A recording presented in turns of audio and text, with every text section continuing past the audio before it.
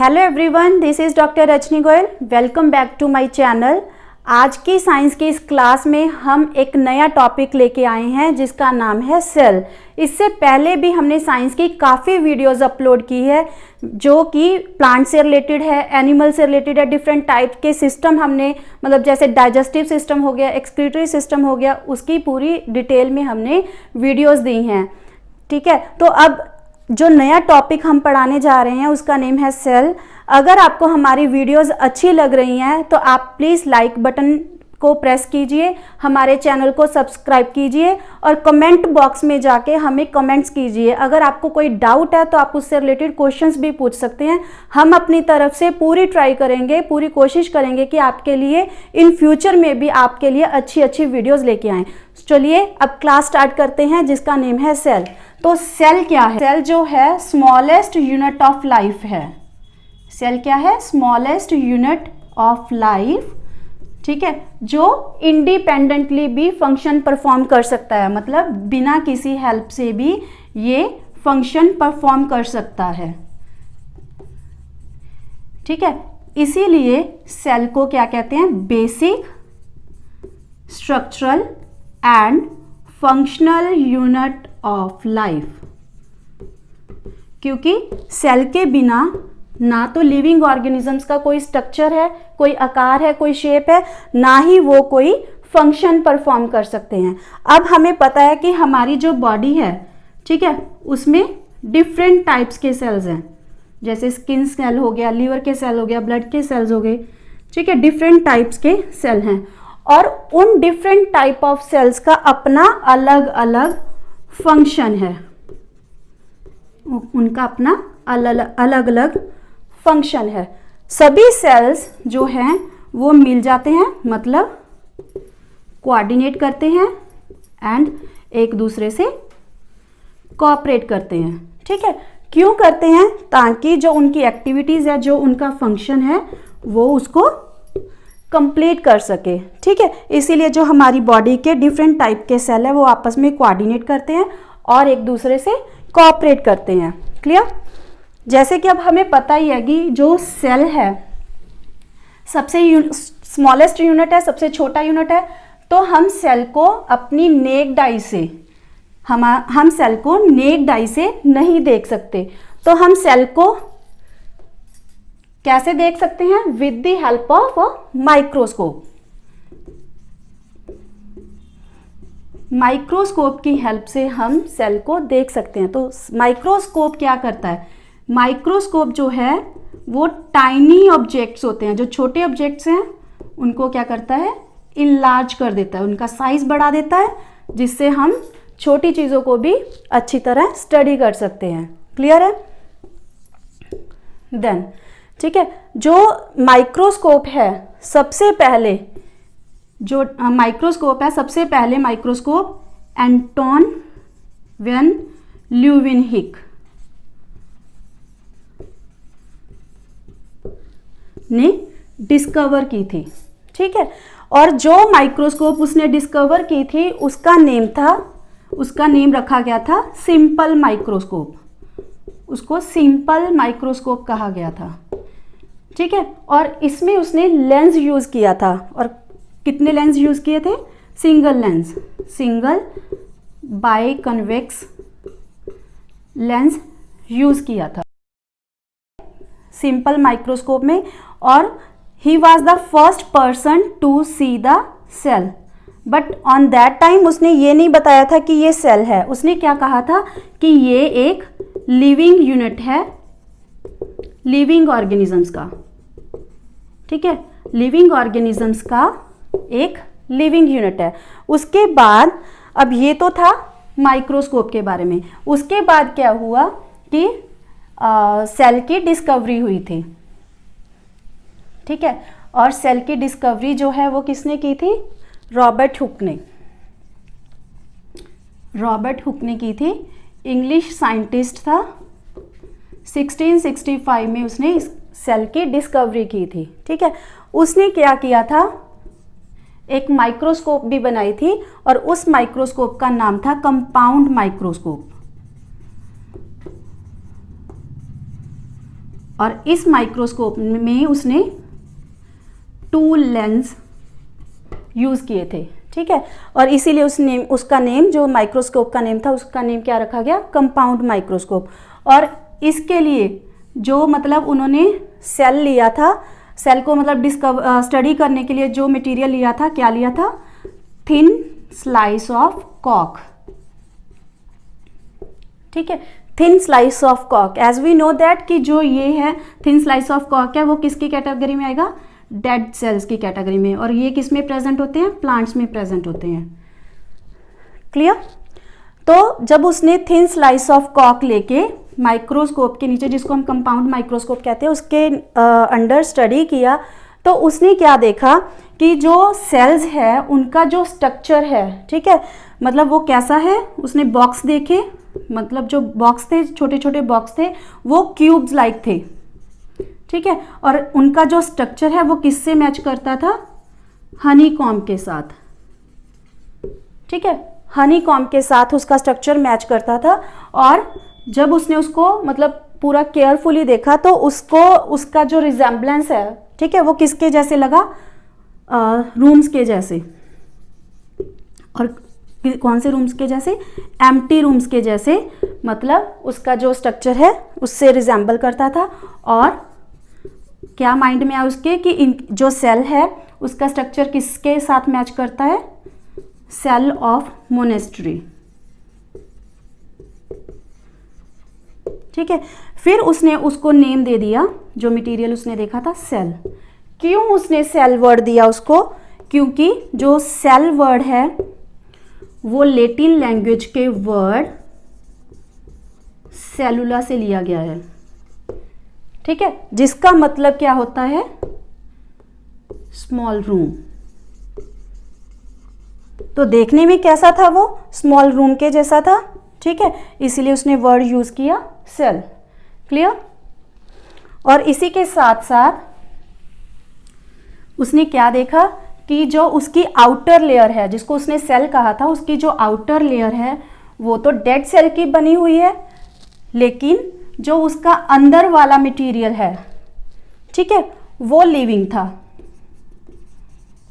अंदर वाला material living होने के कारण उसका नेम उसने क्या दे दिया कि वो प्रोटोप्लाज्म है, सेल का प्रोटोप्लाज्म है।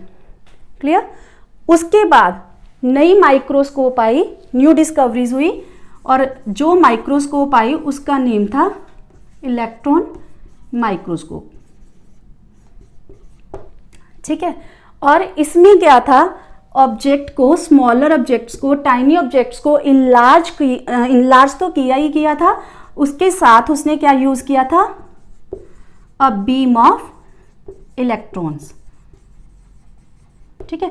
जैसे सिंपल माइक्रोस्कोप थी, उसमें उसने क्या यूज किया था, मतलब साइंटिस्ट ने, ल्यूवेनहिक ने क्या यूज किया था, सिंगल बाइकन्वेक्स लेंस, ठीक है।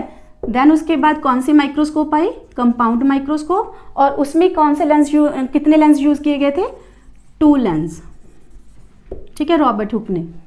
बट उसके बाद जो इलेक्ट्रॉन माइक्रोस्कोप आई, उसमें क्या यूज किया था, अ बीम ऑफ इलेक्ट्रॉन्स जो है वो यूज किए गए टू मैग्नीफाई द ऑब्जेक्ट,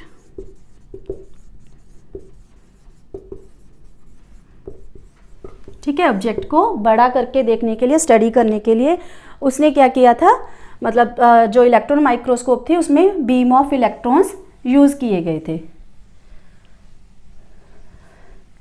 इसके बाद हम स्टडी करेंगे सेल थ्योरी, जो कि बहुत ज़्यादा इंपॉर्टेंट है, ठीक है, सेल थ्योरी।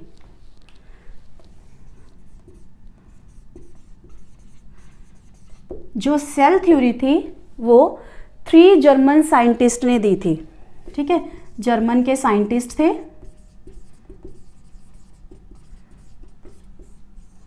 3 थे, कौन कौन से, श्लाइडन, ठीक है, श्वेन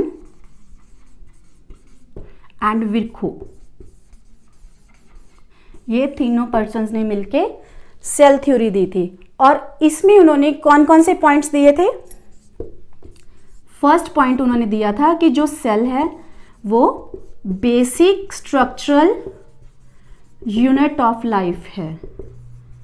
ठीक है, कहने का मतलब क्या है कि सेल के बिना कोई भी जो लिविंग ऑर्गेनिजम्स है उनका प्रॉपर स्ट्रक्चर नहीं होगा। क्यों नहीं होगा? क्योंकि ये सबसे छोटा यूनिट है। जो सेल है वो सबसे छोटा यूनिट है। सभी सेल्स मिलके जो है वो टिश्यू बनाएंगे। ठीक है, सभी टिश्यू मिलके ऑर्गन बनाएंगे और सभी ऑर्गन्स मिलके ऑर्गन सिस्टम बनाते हैं। उसके आगे भी है, लेकिन अभी हम यहाँ तक की स्टडी करेंगे कि जो सेल है सबसे छोटा यूनिट है, उसके बिना किसी भी लिविंग ऑर्गेनिज्म का कोई स्ट्रक्चर नहीं होगा। ठीक है, कोई भी शेप नहीं होगी, कोई भी आकार नहीं होगा। सेकंड पॉइंट उन्होंने दिया था कि जो सेल है वो क्या है? Basic functional unit of life है। कहने का मतलब क्या है कि अगर सेल नहीं है, ठीक है, तो हमारी बॉडी कोई भी फंक्शन, कोई भी एक्टिविटी परफॉर्म नहीं कर सकती। क्लियर? थर्ड पॉइंट उन्होंने दिया था कि जो सेल्स हैं, all the cells arises from pre existing cells. All the cells arises from pre existing cells. कहने का मतलब क्या है कि जो नया सेल्स बन रहे हैं, ठीक है, वो तभी बनेंगे अगर वहां पे पुराने सेल्स है, प्री एग्जिस्टिंग है, कुछ पहले लाई कर रहा है, उससे नई चीज बनेगी। ठीक है, ये 3 पॉइंट्स किसके अंडर थे? सेल थ्योरी के अंडर थे। और जर्मन साइंटिस्ट, 3 जर्मन साइंटिस्ट थे, उन्होंने ये 3 points related to cell theory दिए थे। क्लियर? आई होप आपको ये लेक्चर हमारा क्लियर हो रहा है। अगर आपको कोई भी डाउट है तो आप कमेंट बॉक्स में जाके हमें पूछ सकते हैं।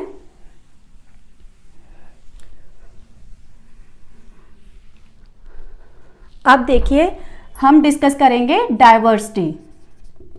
ठीक है, डाइवर्सिटी इन सेल्स। तो डाइवर्सिटी में सबसे पहले हम स्टडी कर रहे हैं सेल का नंबर। ठीक है, सेल का नंबर। ठीक है, सेल के नंबर में यहां पर हमारा सेल का नंबर कहने का मतलब क्या है कि जितने भी लिविंग ऑर्गेनिज्म है, ठीक है, या तो वो एक सेल से बनेंगे, ठीक है, या फिर मोर देन 1 सेल। ठीक है, और you can say many cells. ठीक है, या तो एक सेल से बनेंगे या फिर मैनी सेल से बनेंगे।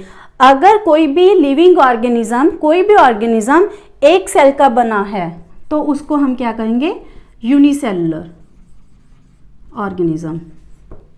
ठीक है, क्यों कहेंगे? क्योंकि यूनि का मतलब होता है 1, मतलब वो एक सेल का बना हुआ है। लेकिन अगर वो ज्यादा सेल्स का बना हुआ है तो उसके लिए हम वर्ड यूज करते हैं मल्टी सेलुलर। मल्टी का मतलब क्या होता है? मैनी। ठीक है, तो ऐसे कौन से ऑर्गेनिज्म हैं जो एक सेल के बने हुए हैं? जैसे अमीबा हो गया, पैरामीशियम हो गया और यूग्लिना यीस्ट। बहुत ज़्यादा ऑर्गेनिजम्स हैं, ठीक है, जो एक सेल के बने हुए हैं। और जो मल्टी सेलुलर हैं, मैनी सेल्स के बने हुए हैं, उसके एग्जांपल सबसे पहले कहते हैं ह्यूमन बींग्स हो गया। जैसे हम लोग मैनी सेल्स के बने हुए हैं। सभी एनिमल्स हो गया, जैसे कैट, डॉग, ठीक है, ये सभी मल्टी सेलुलर हैं। और इसके बिना सभी प्लांट्स, जैसे रोज़ का प्लांट ले लो, नीम का कोई भी प्लांट ले लीजिए, वो भी क्या है? मल्टी सेलुलर ऑर्गेनिजम्स की कैटेगरी में आता है। क्लियर? उसके बाद हम डिस्कस करते हैं सेल की शेप।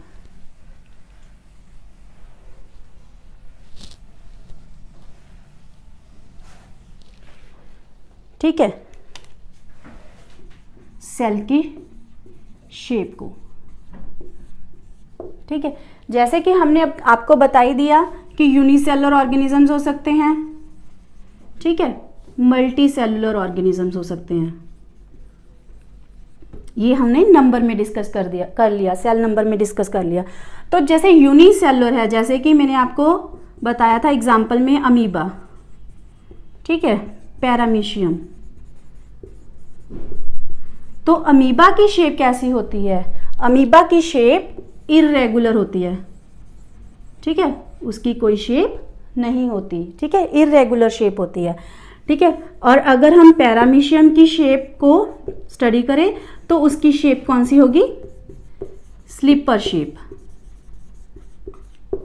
ठीक है, स्लीपर शेप होगी। और अगर हम मल्टी सेलुलर की बात करें, मल्टी सेलुलर ऑर्गेनिज्म जो है उनकी बात करें, तो मल्टी सेलुलर ऑर्गेनिजम्स में अगर जैसे हम सपोज अब पहले ही हमने आपसे डिस्कस किया कि डिफरेंट टाइप्स के सेल्स हैं, ठीक है, हमारी बॉडी में।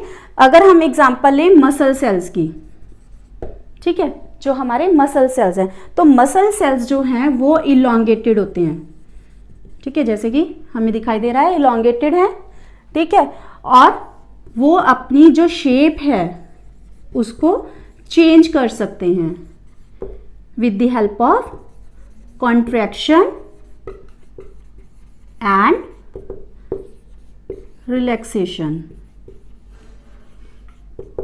ठीक है। जो मसल सेल्स हैं, ठीक है, वो अपनी शेप को चेंज कर सकते हैं कॉन्ट्रैक्ट करके और रिलैक्स करके। रिलैक्स का मतलब होता है वापस अपनी शेप पे आ जाना, और कॉन्ट्रैक्शन का मतलब होता है साइज उसका कम हो जाना, मतलब जिसको हम सिकुड़ना कह सकते हैं, ठीक है।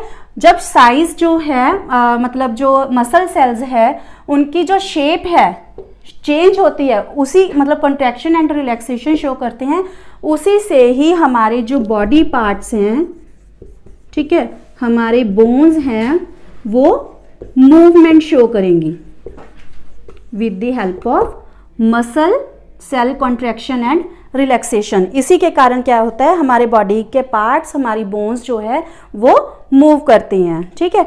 ये हमने मतलब जो आपको मसल सेल का बताया है वो हमने मल्टी सेलुलर ऑर्गेनिजम्स की एग्जांपल लेके बताया है, ठीक है। इसकी और एग्जांपल्स हम लेंगे, जैसे कि हम बात करेंगे हमारे नर्व सेल्स की, ठीक है। मल्टी सेलुलर में ही हम नर्व सेल्स की बात कर रहे हैं, ठीक है। तो नर्व सेल्स जो हैं वो क्या करते हैं, मतलब वो कैसी होती हैं, जो उनकी शेप होती है मतलब वो बहुत ज़्यादा लेंथी होती हैं, मतलब इनकी लेंथ जो है वो बहुत ज़्यादा बड़ी होती है, लेंथ वाइज ये बहुत बड़े होते हैं, ठीक है।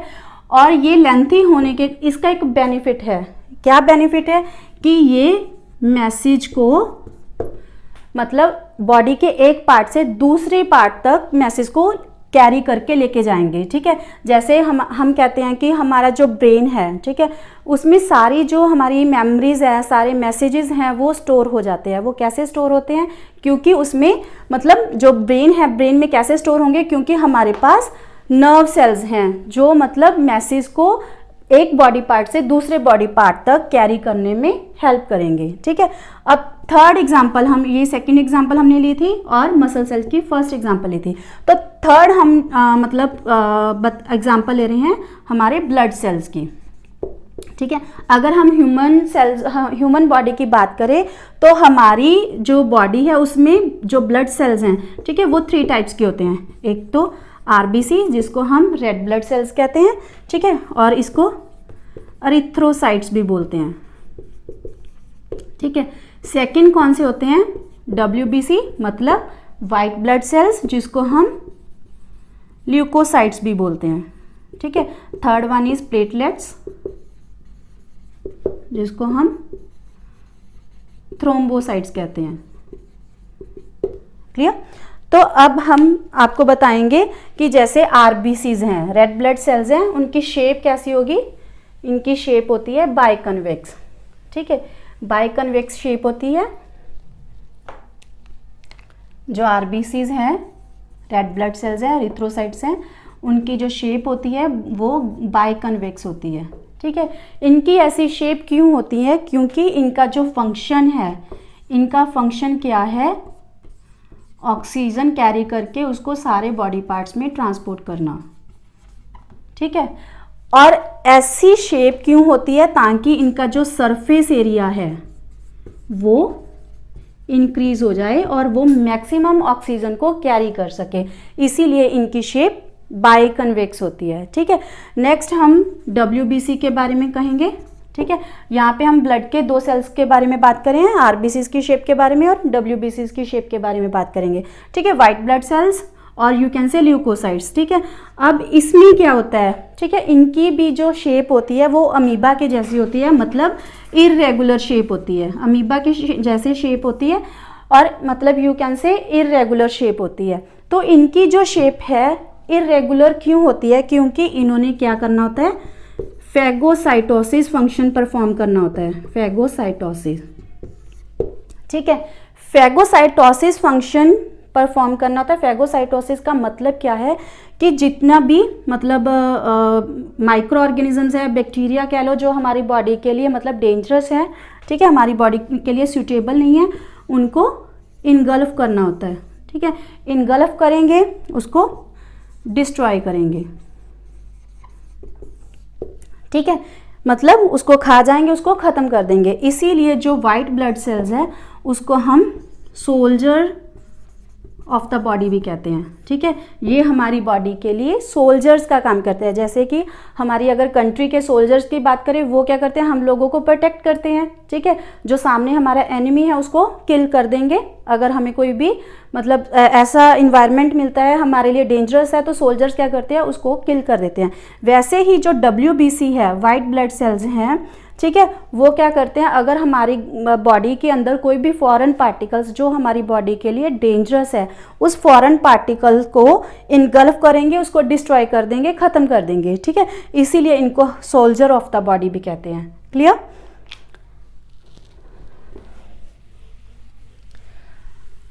After that we will study cell size. ठीक है, सेल साइज को स्टडी करेंगे। अब हम यहाँ तक हमने सेल नंबर स्टडी कर लिया, सेल की शेप स्टडी कर ली, अब हम करेंगे सेल साइज। ठीक है, जो सेल का साइज है वो हम कैसे रिप्रेजेंट करते हैं, माइक्रोमीटर में, माइक्रोमीटर में। ठीक है, और अगर हम एवरेज सेल साइज की बात करें तो एवरेज सेल साइज कितने होते हैं, 3 माइक्रोमीटर टू 30 माइक्रोमीटर तक सेल का साइज हो सकता है। ठीक है, अब ये इंपॉर्टेंट पॉइंट्स है कि सबसे स्मॉलेस्ट सेल कौन सा है, सबसे स्मॉलेस्ट सेल जो है वो कौन सा है, माइकोप्लाज्मा। ये इंपॉर्टेंट पॉइंट्स है, सबसे स्मॉलेस्ट सेल जो है वो कौन सा है, माइकोप्लाज्मा। ठीक है, अगर मैं आपसे पूछूं कि सबसे लॉन्गेस्ट सेल कौन सा है, ठीक है, शायद आपको आपके माइंड में आ गया होगा कब कौन सा है जो सबसे लंबा होता है, दैट मीन्स हमारे नर्व सेल्स। ठीक है, हमारा जो नर्व सेल्स है वो सबसे ज़्यादा लॉन्गेस्ट होते हैं। ठीक है, और सबसे ज़्यादा अगर मैं लार्जेस्ट सेल के बारे में बात करूं, सबसे ज़्यादा लार्जेस्ट सेल कौन सा है। अब एक बात अपने माइंड में मतलब सेट कर लीजिए कि यहाँ पर मैंने आपको पूछा था लॉन्गेस्ट सेल, यहाँ पे मतलब वो एक डायमेंशन की बात कर रहा है, लेंथ की बात कर रहा है, तो लार्जेस्ट में ये 2 डायमेंशंस की बात कर रहा है। ठीक है, मतलब लेंथ की भी बात कर रहा है, ब्रेड्थ की भी बात कर रहा है। ठीक है, लंबाई और चौड़ाई दोनों की बात कर रहा है लार्जेस्ट में। तो अगर आपको क्वेश्चन लॉन्गेस्ट में आता है तो आपने नर्व सेल्स को टिक करना है, और अगर लार्जेस्ट सेल के बारे में पूछ रहा है तो उसमें आप कहोगे ऑस्ट्रिच एग। ठीक है, ऑस्ट्रिच एग जो है वो लार्जेस्ट सेल की कैटेगरी में आता है। ठीक है, अब इस एग में यॉक प्रेजेंट होता है। ठीक है, और साइज ऑफ यॉक जो है वो कितना है, ये लिविंग मटेरियल होता है, यॉक जो है वो लिविंग मटेरियल है। ठीक है, और इसका साइज कितना है, 8 सेंटीमीटर। ठीक है, ये तो हो गया इम्पॉर्टेंट पॉइंट्स। ठीक है, तो इसके साथ साथ इसके बाद हम सेल का स्ट्रक्चर भी स्टडी करेंगे। ठीक है, various types of cell, organelles भी आपको हम बताएंगे, लेकिन वो सारे टॉपिक्स हम अपनी नेक्स्ट वीडियोस में कवर करेंगे। यहाँ तक अगर आपको कोई भी डाउट है तो आप अपने कमेंट बॉक्स में जाके हमसे पूछ सकते हैं, अब अगर आपकी कोई भी क्वायरी है। ठीक है, आई होप आपको ये वीडियो हमारी अच्छी लगी होगी, सारे पॉइंट्स आपको क्लियर हो गए होंगे। क्लियर? ठीक है, तो अब अगर आपको हमारी ये वीडियो अच्छी लगी तो please press like button, subscribe our channel and visit our channel for more videos. Thank you very much.